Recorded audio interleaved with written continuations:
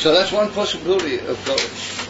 One possibility of Golus is of the Shekhinah, the Rachmonin Etzlan, through the negative inyonim, the Yidden can draw, as it were, almost against the Eibishter's will. He can be drawn into that, and that's emes of Golus Shekhinah, because that's mamish. He's being held in a situation absolutely opposite his will and opposite the whole kedusha of Elokus. And that's the worst possible form of Golus that we can. And it's interesting in Tanya, wherever the Alter Rebbe, excepting maybe for one place, or even there, it's more in that direction. The Alter Rebbe brings the union of Golus Shekhinah Bo'ivim Kozeh, B'derech Kozeh or Bo'ivim Kozeh. Another possibility of Golus Shekhinah is that we can say that the Eibishter, he's the father of the Yidden are his children. And wherever his children go, then sof that's where he goes. And that what the Eibishter sent the Yidden into Golus, whatever may have been the reason. It might have been originally mitzad chait, it might have been mitzad inyonim that were hatred, the normal continuation of the Beis Hamikdash, or whatever. But once they already go into Golus, then the Tata says, how can I sit in one place and my children in another?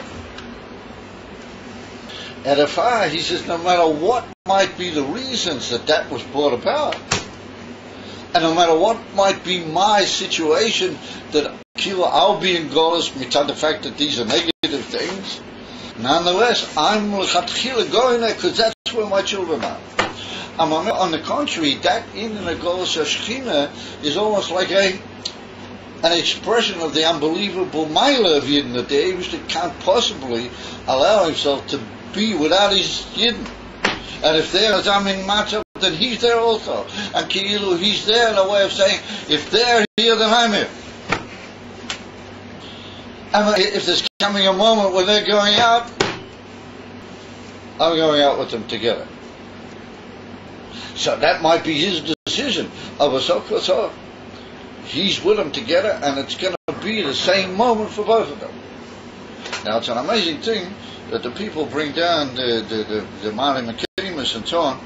Whether the actual Marim Mokim was written in Rashi himself, lo nera.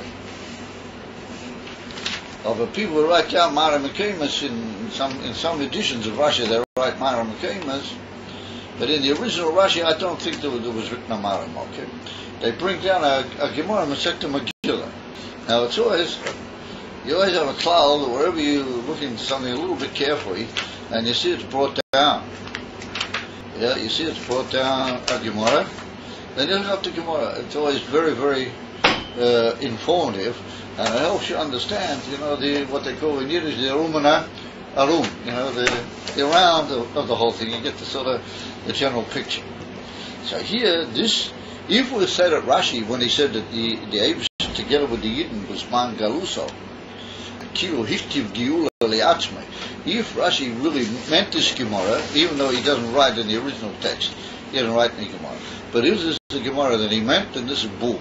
This is bullseye, because here we're going to see that when he writes here this union of Golus on the part of the Shekhinah, we're going to be talking not like the Alter Rebbe in Tanya, but another idea. Like we just said, it's like this idea of the father being with his children. And it's most amazing because this little piece of Gemara leads after a few lines into the famous Gemara that the Rebbe brought about the Beis Rabbeinu Asher B'Bavim. Yeah, that there's this famous thing called the Beis Rabbeinu Asher B'Bavim, and that's the Gemara says that's the Beis Hamikdash Miyah. That's the Beis Hamikdash in the Zman HaGolus, and it's going to go over to Har HaBayis B'Zman HaGura with everybody together. And Rava said that was eating from 770, but they're reading the famous Sikha. Yeah, and the Kaviyachal Moshiach's already there in that place, Rabbeinu Asher B'Bavim, he's waiting to go with the the famous Sikha when it's Arichas, Kiyadua and Mavua. be Divrei Hasicha from the Rebbe. So just a few lines down from where we're going to read now, that's where that Gemara occurred. So it's like a lead up into understanding that whole flow of the Gemara. And so, and who should be the one who says it? Rabbi Shimon Bar Yochai. Now, who's Rabbi Shimon Bar Yochai? He's the whole balabas of Gilui Pnimis HaTorah. Tanya, Rabbi Shimon Bar Yochai Oima. We learned in a Braisa that Rabbi Shimon Bar Yochai says the following thing. Boy Uriah. Now that's not usual for Rabbi Shimon Bar Yochai to say that. He says, come and see. In other words, take a careful look. Take a look. Boy Uriah, kama chavivin Yisrael lifnei HaKadosh Baruch Hu. How dear are the Jewish people to the Eibishter? How dear they are in front of the Eibishter. Shebechol mochim shegolu, that anywhere where they went into Gola, Shechina imoy. The Shechina is with them. Now you can't say that in simple terms that this is talking about a negative thing, because it says, look how wondrously dear the Jewish people are to the Eibishter, that wherever they went into Gola, whatever took them into Gola. And it probably wasn't a positive thing. Over there, Eibishter, they're going on to Gola. I'm there together with them. Chaviv in Yisrael.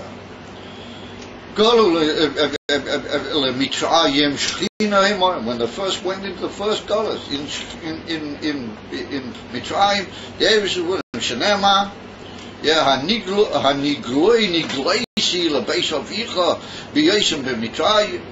The Eibishter says that I also went into dollars in Mitzrayim. It's a pasuk in Shmuel Aleph. Golu lebovo shchina imay. Shenema leman chem shulachti bavelo. Because of your sake, I was also sent into Babel, says the Eibishter. I went together with you in Babel. Af kishahin asidin ligoyel, and when they're going to be redeemed in the future, HaKadosh Baruch Hu imohem, the Eibishter is going to be together with them. Shenema v'shov Hashem lekecha shvuscha. Exactly like Rashi says, v'heishiv v'nema. It's not written he will take out. It's written v'shov. He's going to come out there together with them. Malamei HaKadosh Baruch Hu shov imoin mibein hagoliyot. That the Eibishter is going to come back together with him from the God. He's with him. He's going to come. He's going to come out with him. And then there's an amazing piece where the Gemara talks about the Bati Knesset in Bavel, and then it gets on the base for Rabbeinu Asher Bavel. Mamish a few lines a bit further down, and there's an amazing Rashi. Well, Rashi says that Abaye, or rather Rav Chisda, refers to one of the shuls in Nahardua, in Bavel. He calls it a funny name. He said it's the shul that's smeared with dust and it's sitting. So Rashi said, what sort of a name is that for a shul? Rashi says that the Jewish king Yechoniah, when he went into Golas, and they started going into Golas Bavel, the Yidden that they took with them, how do you call it, dust from Eretz Yisrael. They loved the dust of Eretz so much that they took it with them, and they put it into the shuls that they built in Bavel. The shuls that they built in Bavel had themselves dust from Eretz Yisrael, and that was still there from the first Golas that he went into Bavel. The first time they went into Gold from Eretz Yisrael. At least state the Rashi. It's an amazing Rashi. All of a sudden, out of nowhere, Rashi says, why did the shul have such a name? Because it was smeared with dust. It was bought from the first time they went into Gold. I don't believe it's in Rashi. But anyway, whatever, here we see the whole thing. It's almost the same Russian that Rashi uses. It's obvious that, when I say obvious, it would appear that Rashi is basing himself on this Gemara. As a man yet, that Rashi uses certain expressions that are not written in the Gemara. Rashi says, Hichtiv Golas Geula Liatzme, that the Eibishter wrote into the Torah, a Geula for himself, and that there's a few extra sort of words that Rashi puts in to make it more intense, and to avoid certain little maybe dikdukim in the Shutei HaMikra. But we can't get into all the details, it's just without end. Rashi saw fit to change for the sake of the pshat, a pasuk per se, in the simple understanding of the pasuk. Rashi was medactic a couple of expressions and changed them slightly. But the basic nakuda is written here in the Gemara. And what's written in the Gemara? That Rabbi Shimon Bar Yochai, he said that that's a sign of the chavivus of the Yid. Chaviv in Yisrael. And it's like we just learned that there are two pirushim in Golos HaShechina. And remember the fact that Rashi brings that Gemara, and Rashi says that the Malami, that the Avish is going to go out from the Golos together with the Yidden, and on the contrary, Shlichtiv, he wrote that in the Torah that he's going to go out today, that you should know about it. And so we said that the Avish is going to go out with the Yidden, and then that's an amazing Milo. So it's not talking about the Kitzon, but talking about the Milo. Kaviocho. If there can be any Milo. This unbelievable fact that the Avish are together, and therefore the Maram replies got a good point that Kibul runs into the Hemshech, that therefore literally the Avish is going to take every Yid out mamish with his hand because he's with them. He's there with the Yidden together. So when they go out, he's going to schlep them all out one. I would in from the Goyim, he will also schlep them out. But this mamish Oiches biyadam mamish. You have to see that they get out because it's a difficulty to schlep people all over from all over. Right, Nimtza. That if we learn that way, that the Gemara indicates to us clearly, even though it looked tempting to learn that way, that Rashi's talking about an elevated mila here. He's not talking about a terrible sorrow. And he's saying much more than what he said over there by the burning bush. By the burning bush, he just said, "You'll have divine help you, and the apes will look after you, he'll help you, he'll be with you, he'll help you." Here he's mamish in pekel, he's mamish together with you in the guns, and forget he's suffering the sorrows that you're suffering. He takes on himself the sorrows that you're suffering. And he's going out, and that's because was chaviv in Yisrael. Because look how dear the Yidden are to the Avish. The demonstrate for saying that they're good, the whole Hemshech of the Gemara. Because the Mashor learns that what does it mean that the Avish is with the Yidden? I mean, Malay Kohor, it's Kveder. The Avish is everywhere. What the Tais is with the Yidden in Golas? So the Mashor said he just like he was in the Beis HaMikdash, but even Mamish Megula, even though he's everywhere. That's what the Alter Rebbe brings in Tanya, in fact, Nun Beis and Nun Aleph, Nun Beis. The Avish is everywhere. What the Tais is in the Beis HaMikdash? No, in the Beis HaMikdash, he's Megolu, he's Mamish like in the Moyach Shebarosh compared to other less intense parts of the body. But I can't say what the Alter Rebbe brings over. So the Mashal says, it peaked to say, there was a special Gilu of the Eibishter in the Beis HaMikdash. That special Gilu is in every Yid, how he is in the Golden. I don't think about sure. That every Yid's got the Mila, that he's like a little Beis HaMikdash, that the Eibush is with him in a special way. And that's what we see all through history. All through history, we see that the Yidden have stuck out. They could never hide themselves. What they did. And even they said, we left all of our Yiddish behind, we don't want anything. It was to somewhere or another show that they're very special and unusual people, and he's not, how do you call it, refusing them. He's not, as they say in Yiddish, he's not he's not, how do you call it, writing them up. Saying kind of mocking Laharik, but Dugmois, Niflois, Gedolos to this particular Inyan. And so, even if it went into the Liyumase, even if it went Chas Shalom into the Klippus, of that speciality, the Yid always remained, and he couldn't get rid of it. Therefore, he sometimes used that unbelievable unrest of the divinity inside him to try and blow the reality of the world in some way or another that it wasn't Al Pitorah.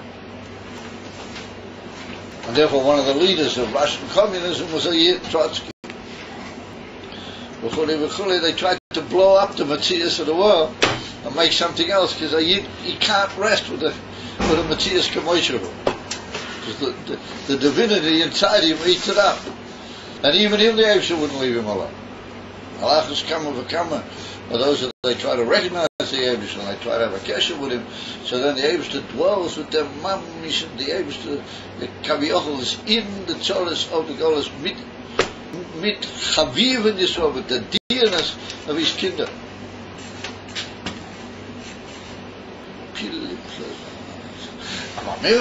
It's understood why it is that he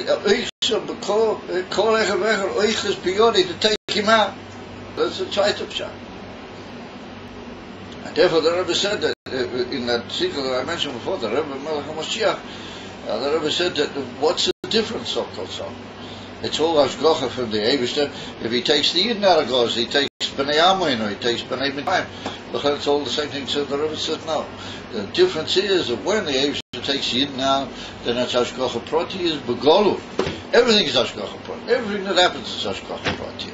But we don't always see it, and the world doesn't always notice it. It looks to be, things are happening. Of a Bayidin, particularly Yidden who try to preserve their kesher with the Eibster, and they try to live like Bonim Atem Lashem Alakechem, then the Hashgacha is Mamish Begolu, and you can see everything happening. If you look carefully, you can see that that's the hand of a Kodesh Baruch. And by the Goyim, it's things which are happening, and there you have to study it carefully, and then you come to the recognition that come Vishavtiyas Shus Panayam. It's also it's hidden, it's Behelim Beteta Labusha Ha'olam. A Bayidin that strays in the Ponimarai. You see what the Avis are doing. Give a cook, what's that too? Elohim Cain, you can see what's happening, and you want to do Pink Faket. That's much more. That's Rahman in the time. What happens here with the whole Tzionism against Tumas Tzionism, the Kol Ha'inyanim, they see exactly what's happening and they do Pink Faket. Mamish off money. Afopi was they say, Be'enei Basa, everything that's happening to into Pink Faket. But that's another mouth. Even worse. That's a Golish B'tei Golish ain't Kamoy.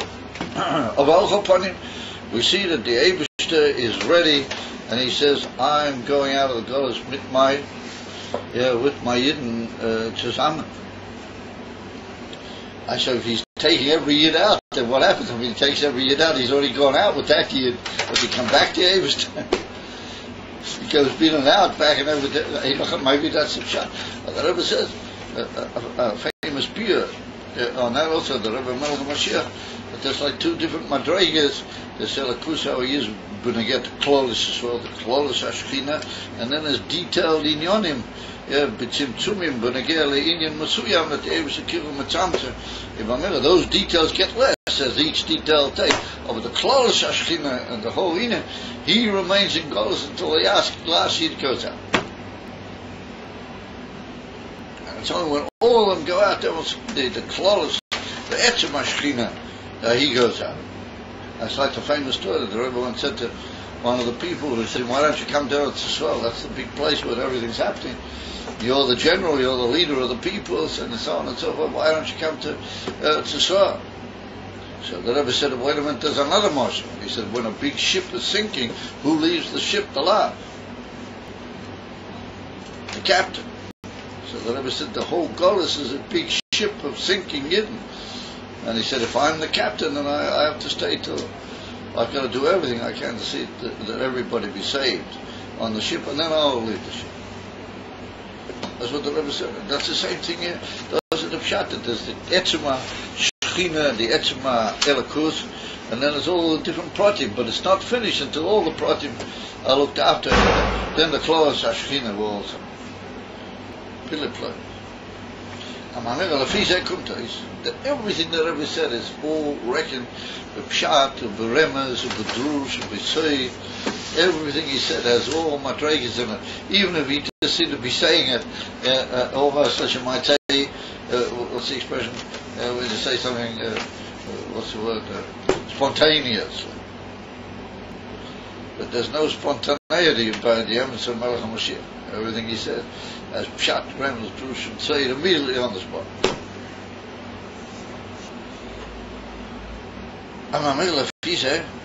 we can now understand that this whole passage that we learned in the Torah, the whole passage we learned, is talking about a stage which is dafki written at the end of the Torah, after all the inyanim have been said, after all the inyanim.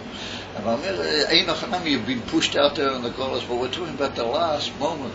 We're talking about the pitch line that will break between Golas and Geula. And it's not just that you'll do tshuva in the ordinary way. You'll come to realize that you're kinder of the Eibishter, and He's with you together in the Golas. And remember, the one and only thing is just to turn to Him and just be with Him, begolui, and say, listen, we're your kinder, and you want to go out, and we want to go out, so let's go. That's what the whole parsha is talking about. And therefore it's written, and therefore Rashi said, the Ikar, that parsha is with Shal V'Shem Alakecha. This was the David is waiting, because He's with you in the Golas. He's waiting for you just to turn and say, listen, we want to go out of the Golas, and let's get moving together with you together. And that's what these psukim are all about. And therefore it finishes off.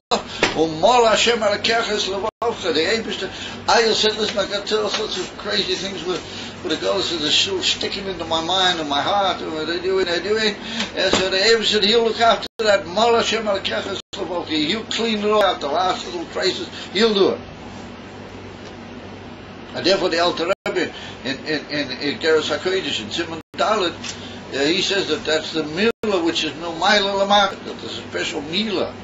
It's got nothing to do with the olah, and that's when the moyer Bayidin makes a milah, he makes, first of all, he cuts out the foreskin and he folds back a little membrane which is called the prior.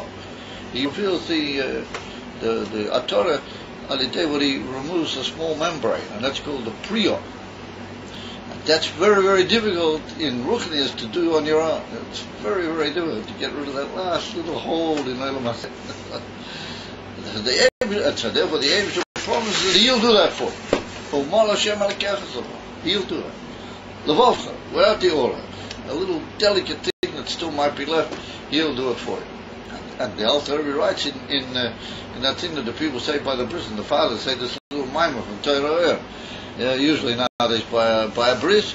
Over there the Alter Rebbe said that that's going to be Davki B'Kibbutz Kol Yeh.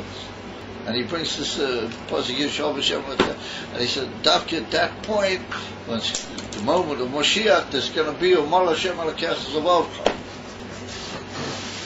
And the amazing thing is, Es Levavcha V'Es Levav Zarecha, Es Levavcha V'Es Levav is Rosh Hashanah.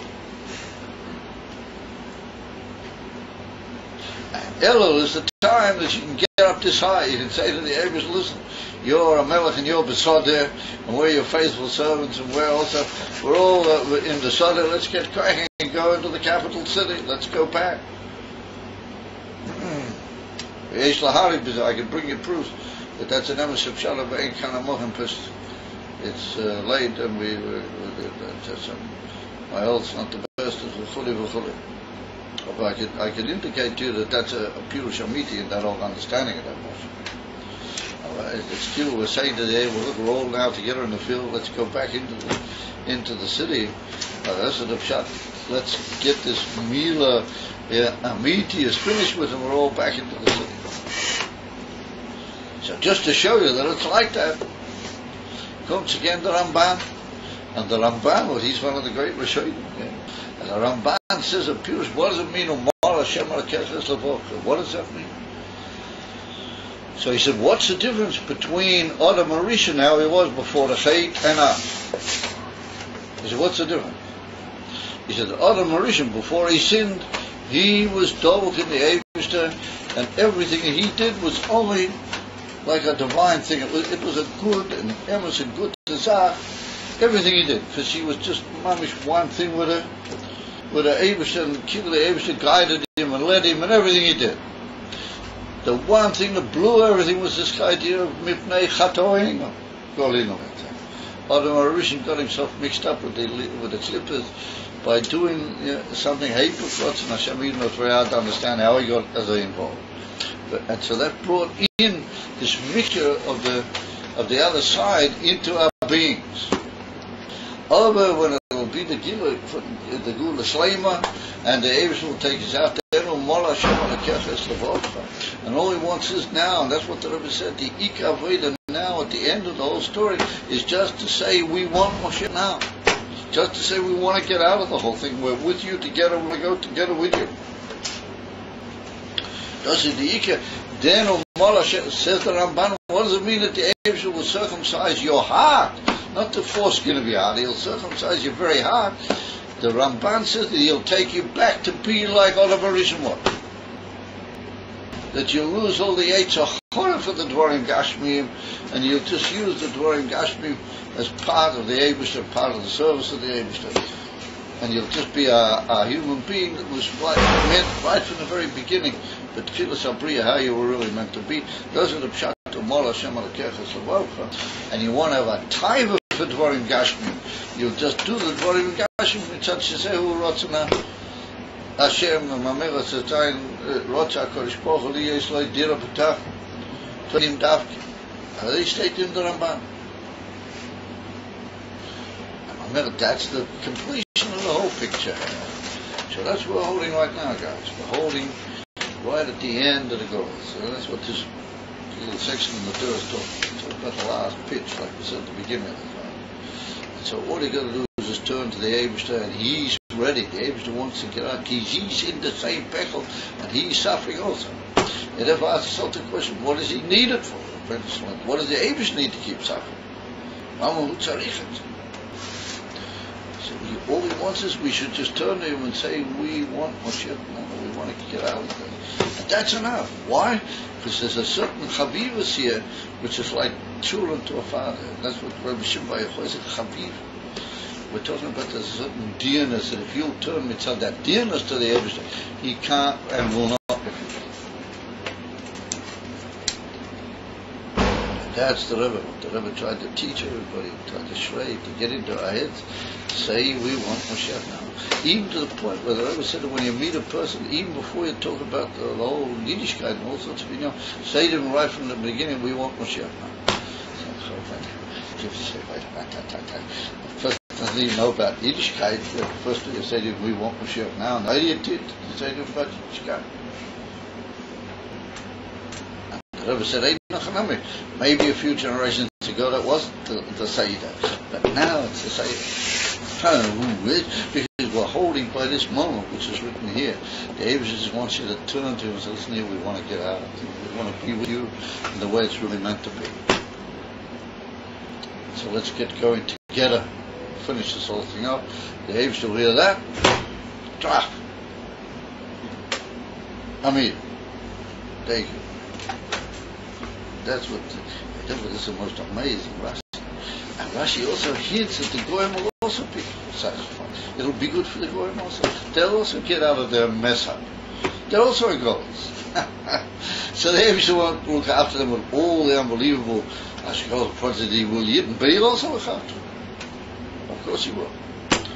He's not going to leave anything just in a matzah of Eipah Haseda.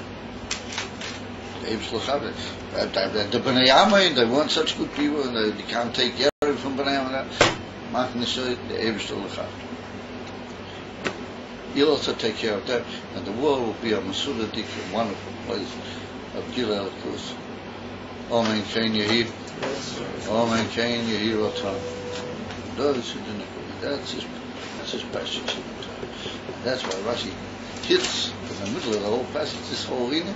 And he doesn't have anything more to say, because that is the Iker. That's the Nekudas Kolat. All we have to do, we have to turn to the Eibishter, and we have to say, here we are.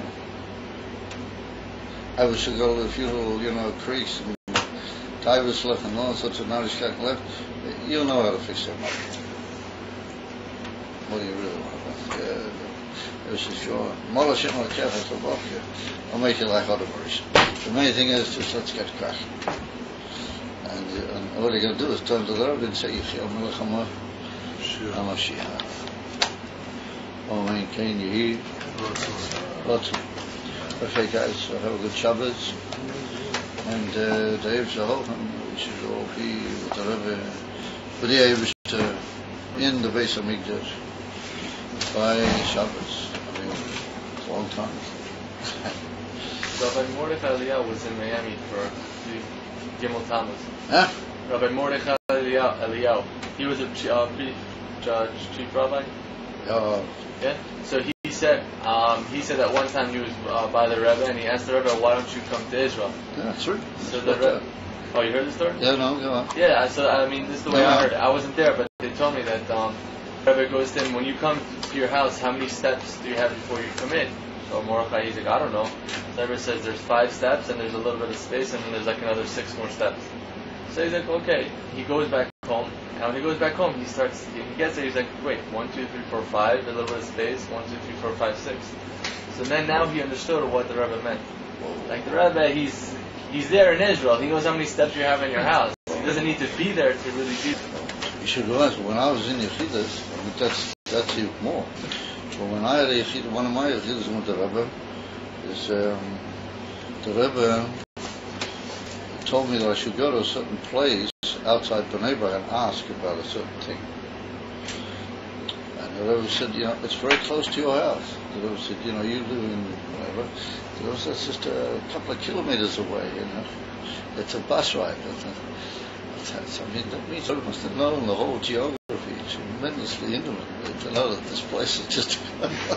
It was right near where you live. That's what I said. In Yiddish, picked 11 wo ihr wohnt.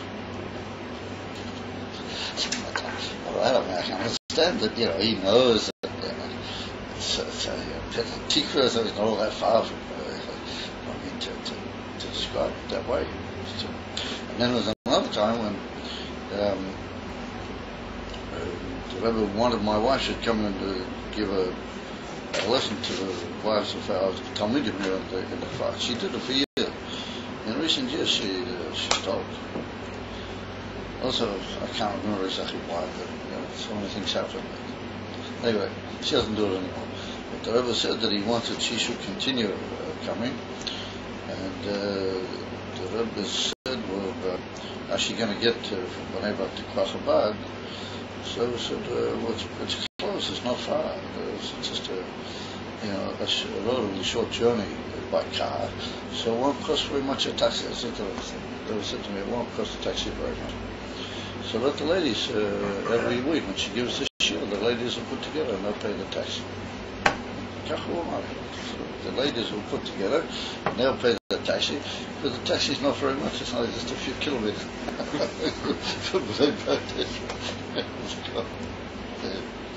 I mean, he was talking about something who developed it, and it's like somebody here would tell you, look, it's I was honest, because the Rebbe spoke about it, he was there.